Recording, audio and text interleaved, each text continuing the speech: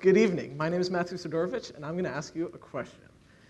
Advertising, what's up with it? I mean, everyone's just happy, thrilled, like a little translucent bottle of chemicals can just solve like everything, like it's the best time ever. And it's like, what? That's not like that, no. Speaking of like the best time ever, picture yourself, you and 4 other friends, so there's 5 of you total. I don't know, maybe you're at your favorite restaurant, eating your favorite food, taking pics for the gram, it's all great, y'all look great, you're all having a ton of fun. Anyway, it ends, of course, and while you're all sad to go, you had a wonderful time. You all go back to your respective houses, and you're waiting for the next time where you can all be together again. But the truth about that is, not everyone does want to be together like that again. Not everyone even wants to be seen outside. Not everyone wants to be alive. And that leads to this. 1 in 5 Americans are mentally ill right now. There are, 10 people in a row? You never know. Some people could be suffering and you wouldn't even know it. See, look at this pie chart right here. This is the number of mentally ill adults and children in America. The dark blue is children. That's 17 million kids right now going through something, doubting their value, doubting whether they should be alive or not. And that's a significant chunk of the population. See, it's also estimated that nearly half of all adults will experience a mental illness at some point of their life, moderate to severe. I mean, that's a pretty sick coin toss if you think about it. Just 1 in 2. Furthermore, only half of those mentally ill people will ever receive treatment. So that's 25% of the population. See, one of the biggest things that comes with mental illness is the stigma of mental illness. Sometimes it's just called stigma. But basically, you can get it from mental illness, or mental illness can come from stigma. And what it is this feeling that you carry with you all the time, like a ball on a chain attached to you, where you just constantly feel unworthy, you're like you're not good enough, or you're always sad, anxious, depressed, worried, all of these negative emotions just coming into you at once, and you just can't shake it. And 90% of people with mental illness experience the stigma. Even scarier, 66% of people who feel the stigma have gotten it from work or school, places that most of us have attended, I dare say all of us. Furthermore, just a feeling, caused 26% of people to want to give up on life. Just being anxious, just being scared, just feeling like you're not good enough. So before I move on, I have to answer, why me? I'm not a mental illness expert. I haven't even gone to college. I haven't studied anything. But I believe that my story is worth telling because I've had an inside view to some of this, some of the things that you don't see on the exterior, some of the things that you'll never learn unless you really hear someone say it, because I was one of the 1 in 5. I know what it's like to not want to live anymore and everything like that. See, here's me when I was 8 years old. I had just joined Cub Scouts, and when I was that age, I was like such a go-getter. I was so excited, just ready to take on the next tasks. In fact, in this picture, I'd actually just won an award for the most popcorn sold in 6 weeks. I sold $4,416, and I would go on to win that like 4 more times. Like I was like really into it, and like I was like on one thing to the next, just excited, optimistic, and what? Even if I didn't win, I was excited that I got a chance to compete. I got a chance to try for it. I was just like full of optimistic. Like every day was a blessing.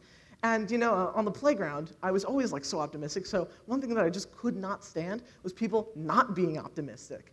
I mean, elementary school, there's a lot of like, oh, my dad can beat up your dad, and like stuff like that. And people would like cry and whatnot. I'd be like, what? That's not right. So I'd go over there and like do my best to like break it up. Like there can be no negativity at all. This is a no negativity zone. I'd get like really hyped up, like, oh my gosh, everyone's happy now.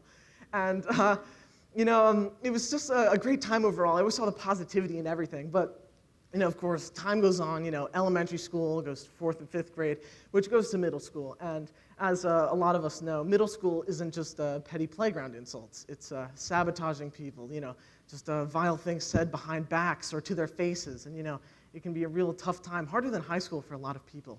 And for me, it certainly was one of the hardest things. See, when I had gotten to middle school, I didn't know how to protect myself from negativity. I didn't know what to do or what to say to keep myself positive anymore. See, some people, they would come up to me, and if I wasn't in their clique, if I did something different than they did, they wouldn't hesitate to put me down or something like that. And I had no one to come for me. I had no one to help me fend off bullies. It was just me, and eventually, that started to really get to me. See, from Cub Scouts, I graduated to Boy Scouts. And in there, whole new crowd, new guys. And unfortunately enough for me, I was like the only one who was not a part of the major clique that was there. See, as I went through the years, some people straight up told me that, I was never going to get it. I was never going to achieve my goals. They straight up told me that I was a waste of space or that I was not worth living at all. I mean, it's a pretty harsh thing to tell someone that, they shouldn't even have been born. And for me, at first I brushed it off, like it's unimportant. It's just words. But, 4 years, 6th grade to middle school, is a long time for that to really marinate inside you and just this negativity to manifest inside of you. And for me, I didn't think much of it at first until I really couldn't achieve my goals. Some people really did not want me to succeed, and I didn't know what to do. I wouldn't stand up for myself. And I started believing the lies, and I started telling myself lies. I didn't believe that I was worth it. I didn't believe that I was worth being alive. I didn't believe that I could do anything or that I even had a purpose anymore. I stopped selling popcorn, and I stopped doing all of the things that I had loved to do in the past. My grades started slipping. Everything was just going down. And for me, I didn't bat an eye to it. I thought, I was just doing what was best for me. And all these lies I was telling myself were just culminating to just one big weight that I was carrying everywhere. And as this snowballed all the way up into high school, I really didn't know how to let it go. There was nothing I could do to just cut this burden loose from myself. And I would lay awake at night for hours. I would not get any sleep because I was thinking and worrying about the next day and what it had to bring. In fact, sometimes I would think, it's not worth it. I mean, what is life if I'm just going to go through it and just be beaten on and just not enjoy a minute of it? What's the purpose of living without a purpose? And I would sit there and I would think, I don't really want to do this anymore. I don't even want to wake up tomorrow. And I would sit there being afraid because as much as I wanted to end it, I was afraid of ending it because I was like, being a religious guy, I'm like, what if I don't go to heaven? What if that's permanent? What if there isn't a heaven and I'm doing it for nothing? What am I going to do to my family? What am I going to do to my friends? I wanted to leave a legacy and I wasn't going to go out like this. And ultimately, there was a point where I just thought, I can't live like this anymore. And one thing that really helped turn that around was just a completely random occurrence. I had seen a man with a tattoo of a semicolon on his forearm or something like that, just when I was on a train or something. And being the curious guy I am, I looked it up on the internet and found the Semicolon Movement's website. Now, this was extremely eye-opening for me because what I saw was testimonials, people I could talk to, medical statistics of what could be wrong with you. And I felt for the first time like someone got it. Like someone really knew what I was going through. And I felt like, wow, I've never looked at it like that before. One thing that really caught my eye was their catchphrase. A semicolon is used when an author could have chosen to enter their sentence, but chose not to. The author is you, and the sentence is your life. And when I looked at it like that, I was like, oh my goodness. I was just about to throw away God's greatest gift to me. I was about to throw away my life. Anything that I could have done in the future, all my hopes and dreams, I was about to throw away. And right when I saw that, I have a chance, a clean slate that I can make. There's an opportunity for salvation, and I can make it happen. See, I went to see a therapist very briefly after that, like immediately. And in the first 10 minutes I was there, I felt like I could do it. See, my therapist looked at me in the eyes and really could see my worth. She knew what I could do, and she talked to me. And I talked to her, and it was funny because I spoke way more than she did. I did about like 80, 99% of the talking there, and I just worked it out myself. And I was like, oh my goodness, I really never thought of like anything like that. And I realized like, what? I'm holding myself back? Like, what? Excuse me? Yeah, and from there, I really began to visualize things differently. And one thing I compiled to, talk to you tonight is the 3 steps that I wish people had told me, things that I wish that I could have learned to help me improve, things that I wish that I could have known. And I'm going to start by taking initiative. See, nothing can change unless you make it happen. No one's going to just pick you up and carry you through it. You have to do it yourself. And knowing and enabling yourself that you can do it is the most important thing. What's wrong in your life that you need to change? See, for me, the first thing I had to do was check my diet. Now, I was always a thin guy, and I would have never have thought that my diet was crippling me. But as I mentioned earlier, I had many sleepless nights, and one of the first things I would do when I got to school at like 6:30 is to drink an energy drink. And I did that every day for a week. So that's like 5 energy drinks per week. And what a lot of these chemicals do, now I'm not telling you don't drink soda or anything, But some of these chemicals, through rapid and just massive consumptions, can stifle your dopamine. And for those of you who don't know, dopamine is your happy hormone, the hormone that generates your happy feelings. And if you can't get dopamine, you can't be happy. And I literally was crippling myself and disabling myself from being happy. I was taking away my happiness through food.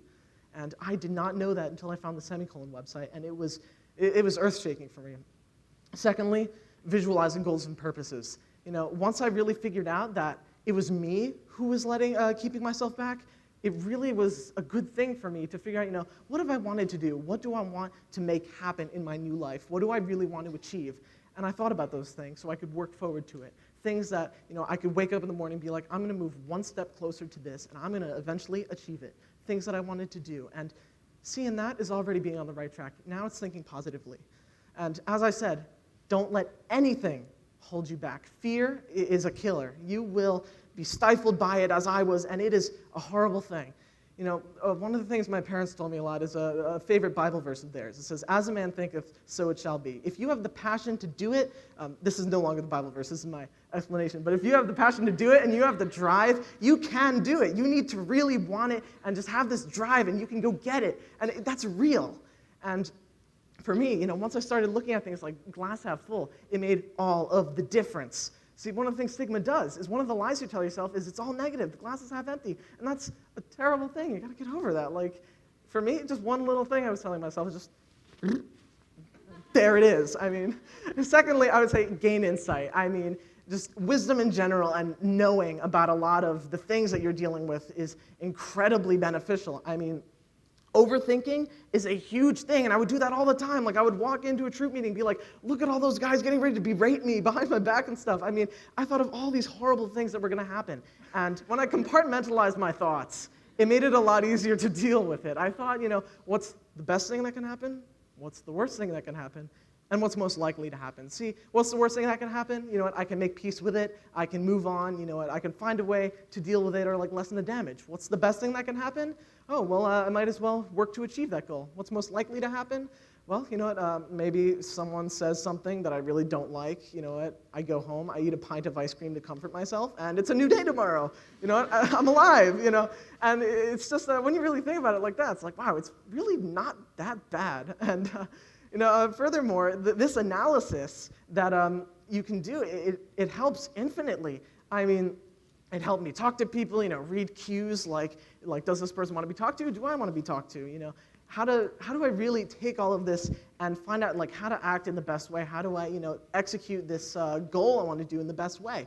And furthermore, knowing what's up is incredibly important. It's crucial. Now, for me, if I hadn't figured out that Mountain Dew was literally killing me, who knows where I'd be. But just knowing that is a big step in the right direction. If anything's happening and you find out the why, it's oh, well, now I know what it is. Now I can find a way to make it better or cut it out of my life. And what I want to go on from there is the third step is to make the most of your journey, make the most of your reclamation of your life. See, one thing that about the glass half full thing is, if you're at the bottom, there's only one way you can go from there. And you know what? I don't care how low you are, you can go up. And for me, it was what? I can go up? And it was just so invigorating. I felt that passion, that energy again. And I was just ready to go for it and just do it. And that was such a huge energy boost for me. And from that, once I figured out what I wanted to do, my goals, my passion, I really could go for those. I wasn't going to let anything hold me back. I was just going to straight up go for them, achieve them, do the best that I can. And if I don't make it, well, at least I tried. Furthermore, once you've really culminated all of this knowledge, you're ready, you have your whole I'm going to get better mentality, you can finally create that semicolon moment. And for me, what helped me very immensely with this is helping others. I could see what was going on in my life and other people, and it helped me to talk to them. It made me want to talk to people and just want to make myself available. See, one of the things that I wanted to do in scouting is make it an environment where it was about, achievement, about, just learning and going for it, rather than, being the best one there. And for me, I tried to make it my mission to make sure that, everyone had someone to talk to. If I did anything, I wanted to be that person that people could talk and people could listen to. And for me, eventually, I just got my Eagle Scout, so, I finally reached the end of that goal.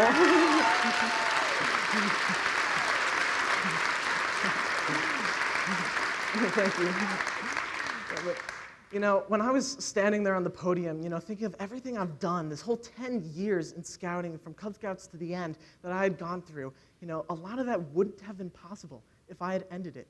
Every achievement, every day I wake up is something that I may not have had if I decided to just quit. Everything I've looked at is a blessing, even the failures. I had a lot of shortcomings. I still make failures. I mean, we're all human. But now that I can look at it in a different way, I think failure is a blessing. We can look at things, how do we do it better the next time? What can we do to fix what's been done? And I think it was Thomas Edison that said it, but he counted every failure as a blessing because it took him one step closer in the right direction to inventing the light bulb that changed all of our lives today.